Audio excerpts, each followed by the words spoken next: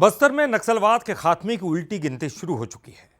Deadline बेहद करीब है और सुरक्षा बलों ने आखिरी जंग के लिए पूरी ताकत झोंक दी है और दावा है कि अब लाल आतंक अपने अंतिम चरण में है।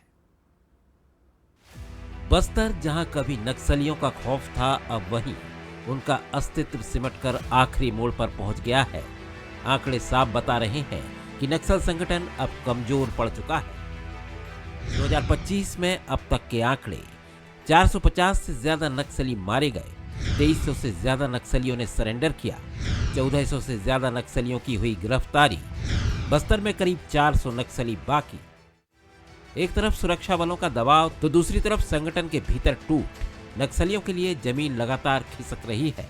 नक्सल मुक्त बस्तर, नक्सल मुक्त भारत का एक परिकल्पना है। उसी के संदर्भ में हम मजबूती से एक कदम आगे बढ़ रहे हैं और माओवादियों की संख्या के हिसाब से भी देखा जाएगा, उनकी कैडर स्ट्रेंथ काफ़ी हद तक अभी कम हो गई है। मात्र अभी 100-150 की जो रेगुलर आर्म्ड वर्दीधारी माओवादी कैडर का संदर्भ में हमको जानकारी है। उन सब से भी बार बार अपील भी की जा रही है, समय रहते हुए वो भी समाज की धारा में जुड़ जाना बेहतर होगा। नहीं तो जिस तरीके से हमारा अभियान आगे बढ़ रहा है उसके परिणाम उनको भुगतना पड़ जाएगा। अब सुरक्षा बलों ने आखिरी जंग के लिए 5 मोर्चों पर चक्रव्यूह तैयार किया है, जहां से निकल पाना लाल आतंक के सौदागरों के लिए आसान नहीं होगा। 5 मोर्चों पर घेराबंदी, आर्थिक नेटवर्क पर प्रहार, फंडिंग और लेवी के रास्ते पूरी तरह बंद, इंफॉर्मेशन नेटवर्क पर शिकंजा, नक्सल सूचना तंत्र को ट्रैक कर खत्म करना, टेक्नोलॉजी से निगरानी, ड्रोन, सैटेलाइट, नाइट विजन से हर मूवमेंट पर नजर, संदिग्धों की डिजिटल ट्रैकिंग, संदिग्धों की पूरी तरह प्रोफाइल तैयार करना, कानूनी ढांचा मजबूत, राज्यों के साथ समन्वय, सख्त कानून की तैयारी।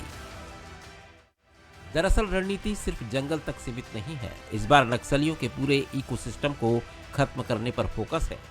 नक्सलियों की जो टॉप लीडरशिप है वो लगभग खात्मे की ओर है। सिर्फ 2 नक्सलियों का नाम अभी बताया जा रहा है जो बड़े ओहदे के हैं। इसमें एक पापा राव और दूसरा मिसिर बेसरा। इन 2 नक्सलियों के अलावा लगभग 100 के आसपास जो है वो छोटे कैडर के नक्सली बचे हैं।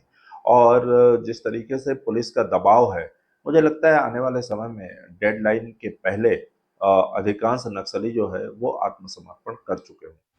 अब सवाल यह है कि मार्च के बाद क्या बस्तर पूरी तरह नक्सल मुक्त हो जाएगा या फिर खतरा नए रूप में सामने आएगा? मार्च के बाद क्या वैचारिक जड़ों पर एक्शन, ऑपरेशन का दूसरा फेज संभव, हिंसा के नए तरीके की आशंका, सरकार तैयार कर रही ब्लूप्रिंट। जानकार मानते हैं कि बंदूकें शांत होने के बाद असली चुनौती विचारधारा से होगी। अगर विकास और विश्वास की नीति जमीन पर उतरी तो नक्सलवाद की वापसी मुश्किल है, लेकिन अगर चूक हुई तो खतरा फिर सिर उठा सकता है। रजत वाजपेयी, बंसल न्यूज, जगदलपुर।